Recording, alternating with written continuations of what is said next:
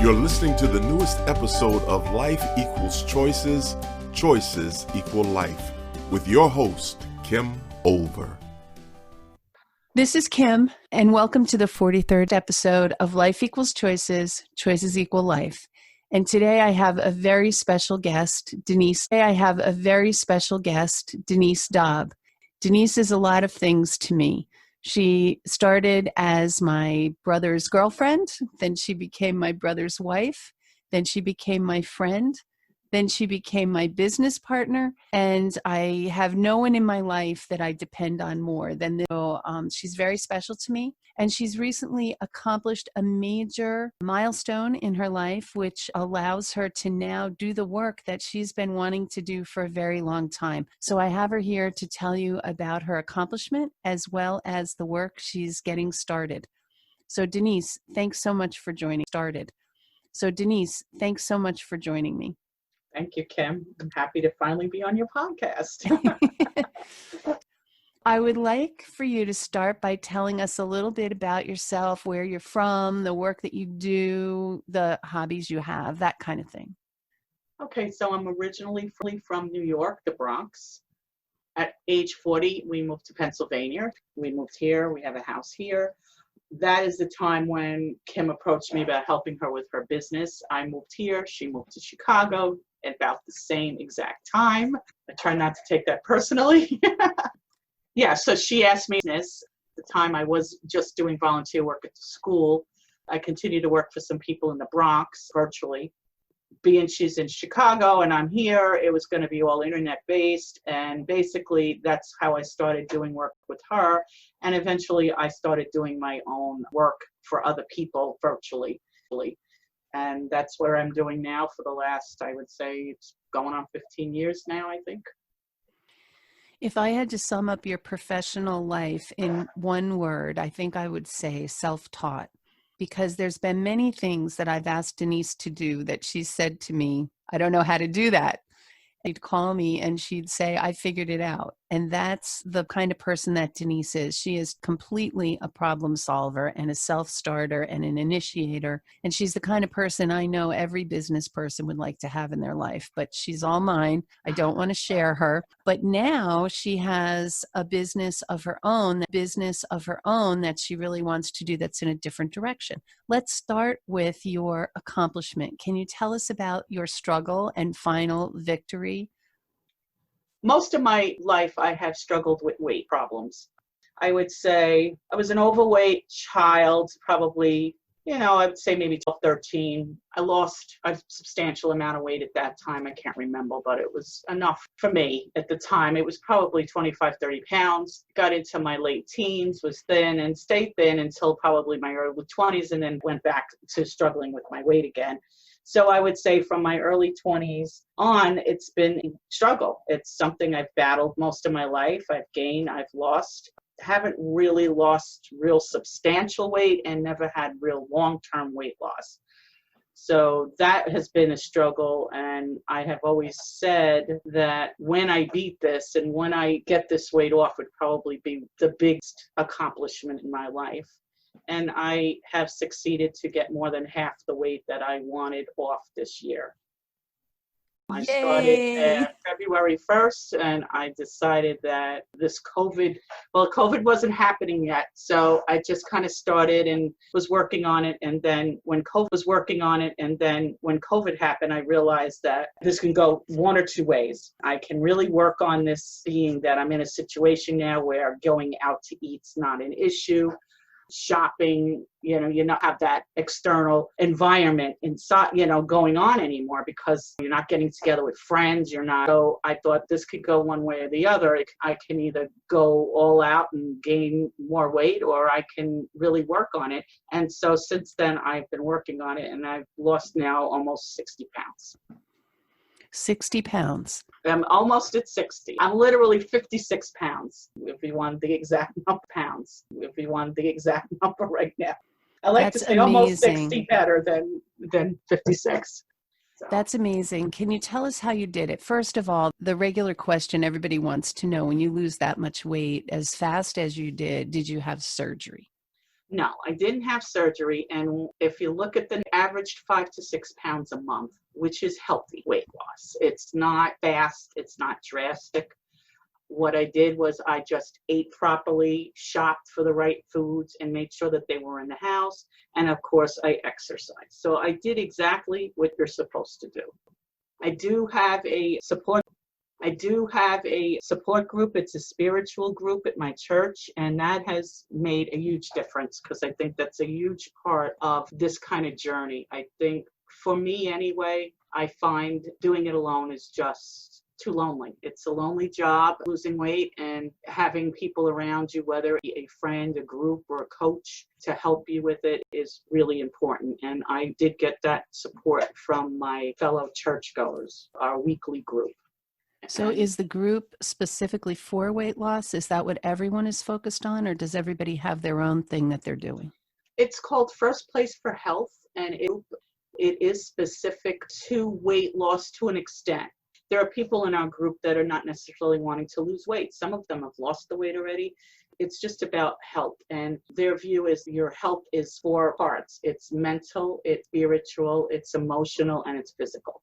So those all four pieces go together to make your whole health.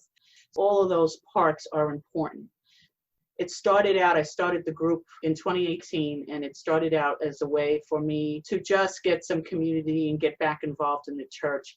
And I wasn't going there really to lose weight. I was going there to just have people of like mind to speak with, figuring I know what I'm supposed to do to lose weight. And most of us do. We all know what we need to do. It's just doing it.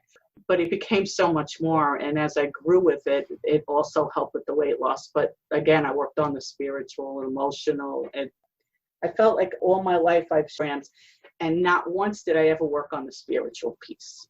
So I thought at this point in my life, maybe that's the missing piece. I've exercised, I've done the diets, and I thought that isn't a piece I've ever worked on. So I thought I'm going to give this a shot. And so that's how it happened. So would you pinpoint that as one of the things that really made a difference, getting your spiritual life in balance and prepped and ready for this big accomplishment?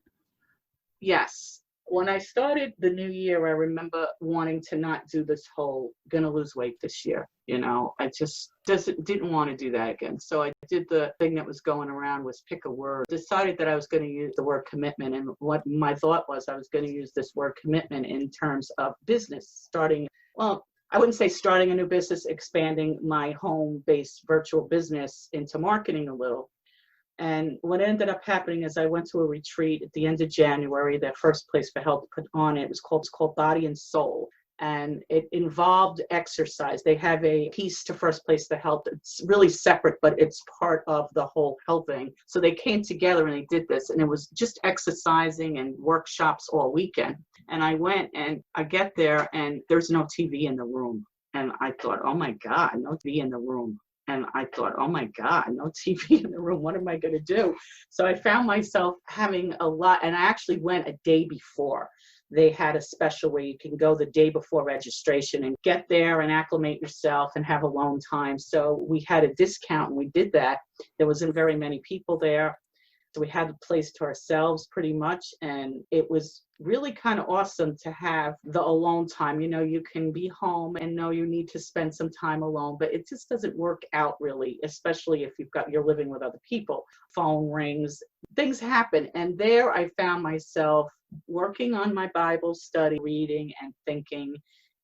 As the workshop continued through the weekend, I met people, fantastic people, and looking at them and finding out where they were in their journeys and realizing, I can really do this. I can do this. And when I got home, I just said to my husband, as I had said hundreds of times before, that I'm going to do this. And I went into this whole spiel.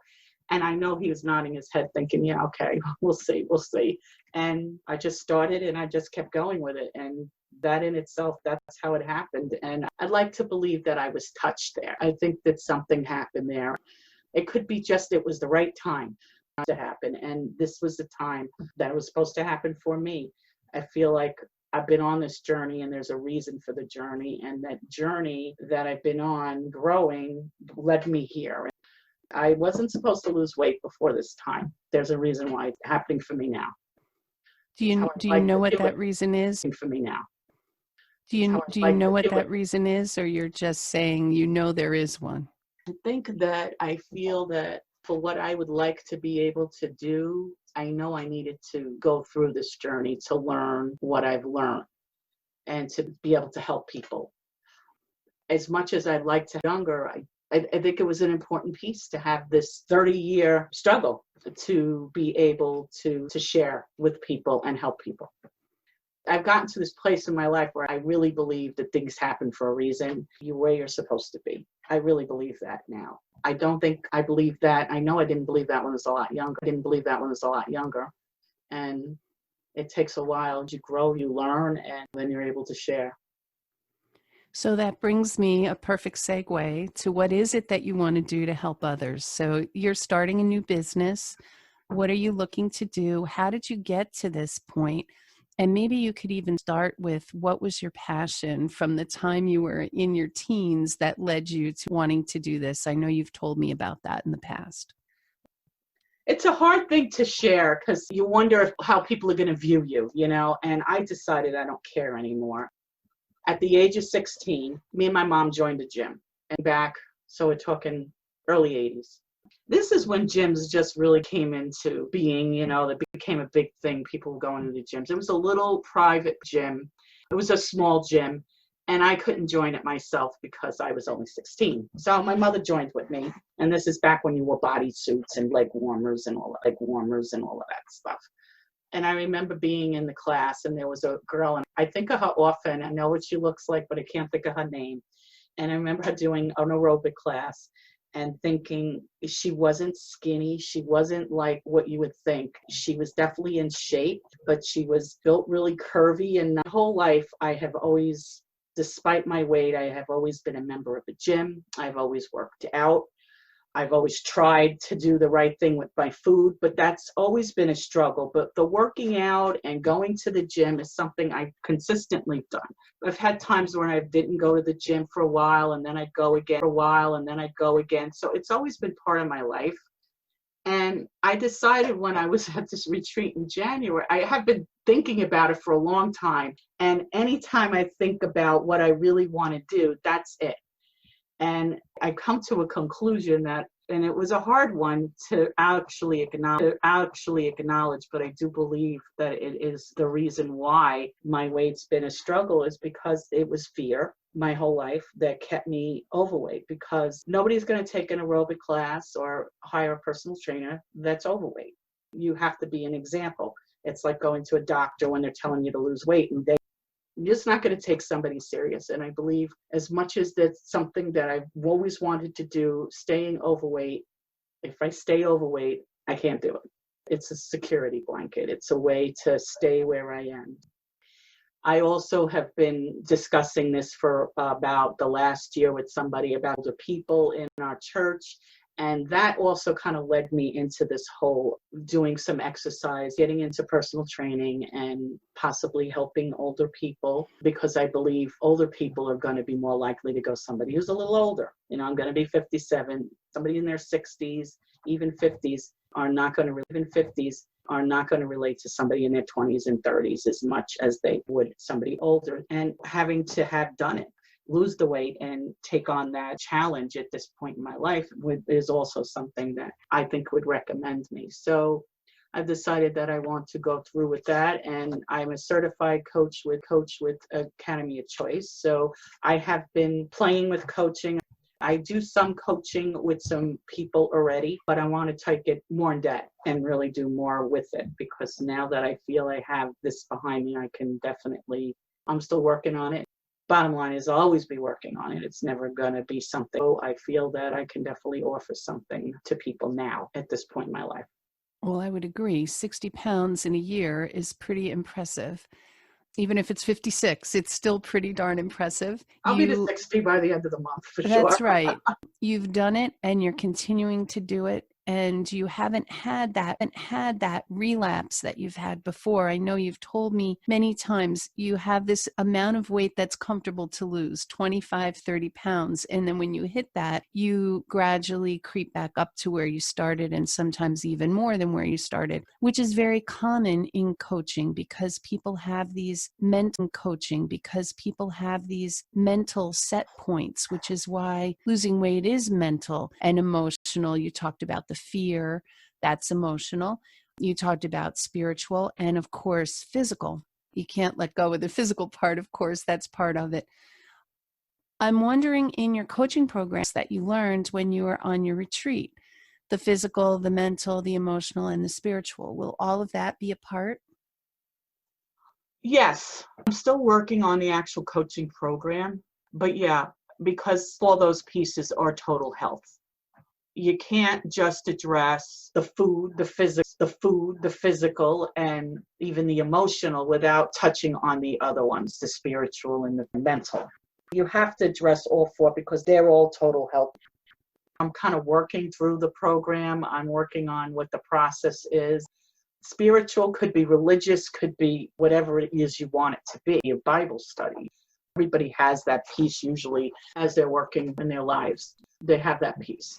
For me, it was an important piece that I was missing in everything that I had done in the past. As far as the set point, I know you mentioned the mental set point, and there's also the physical set point. I remember being shocked when I went through Weight Watchers books that I kept. Anybody who's ever done Weight Watchers, and most people who've lost weight has at least tried it once. I had a couple of years of them, and I went through them, and I realized that every time I hit a certain weight, I went back up. The amazing thing, it was the exact same weight every time. And as soon as I hit it, it went back up. And that really kind of opened my eyes because I had no idea. I found it in at least 4 different books that I went right back up. So it was like getting past that point instilled some fear, anxiety, I don't know what, but I wasn't going past it. And so when I did get past it this time, it was a big thing for me to get past that and acknowledge that I actually got past it.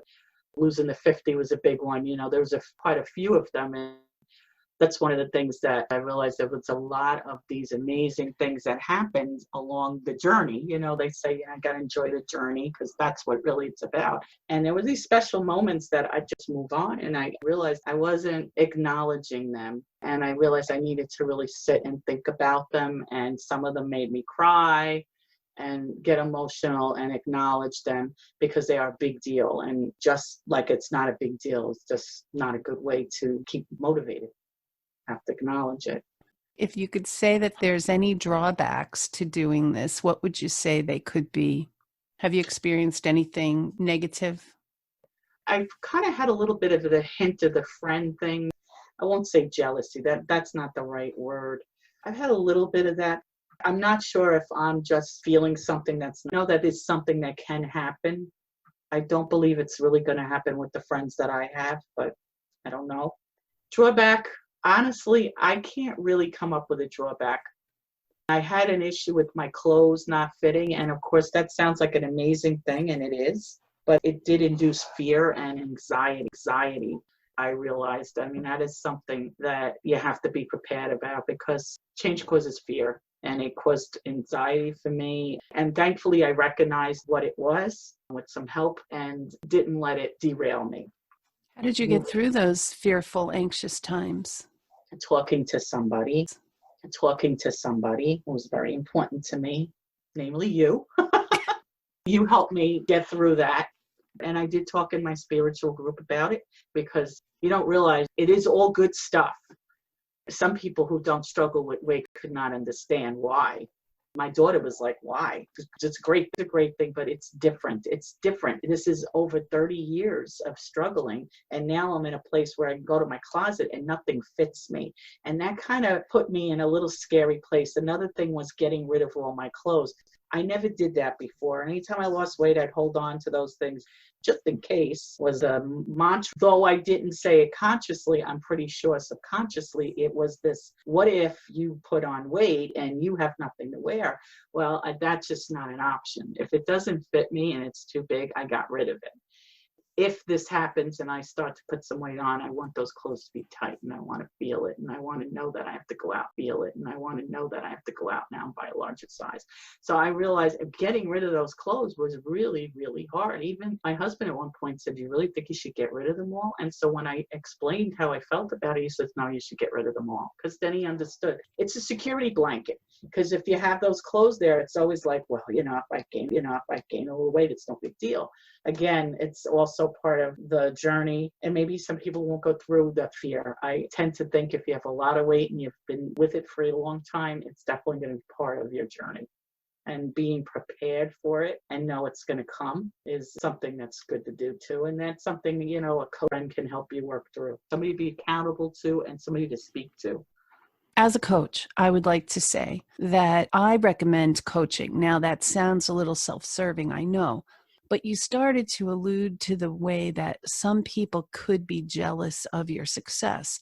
For example, if you counted on a friend to hold you accountable and they were trying to lose weight too, but they were not having any success, it wouldn't be a conscious thing, but that friend could easily tempt you off of your path so that they have someone alongside them who's experiencing the lack of success that they are. On the conscious, happy for you, but there is that subconscious pull to keep you the same. I'm all for trying your own resources first. But if you find that you're not getting the support that you really need, or you're feeling that jealousy from another person, I would look into coaching. I agree with you on that. The coaching piece is really important, I think, especially when you're first starting, if you need the help, fine. But a lot of times too, there's things you might want to share and you won't want to share it with a friend, or you won't even want to share it with a group of people that you see all the time. There are things that I'm not necessarily going to share. So having that coach and having somebody to speak to about things is definitely something I would recommend. Yeah. And your coach is your cheerleader, your accountability partner, and the person whose only agenda in your session is to help you accomplish the goal that you set. Their investment is in helping you accomplish your goals. For our listeners, Denise, how would they get a hold of you if they were interested in starting some coaching with you? Okay, it's Denise at motivationinweightloss.com. That's the website, motivationinweightloss.com. You can go there and see my journey. Okay, terrific. Thank you so much for being with us. Thank you. I hope you enjoyed today's podcast and that you'll be joining me next week when I'll be talking about the biggest lie in coaching. I'm looking forward to it. Talk with you then. This has been another thought-provoking episode of Life Equals Choices, Choices Equal Life. To listen to past episodes, please visit our website at www.therelationships and remember to subscribe.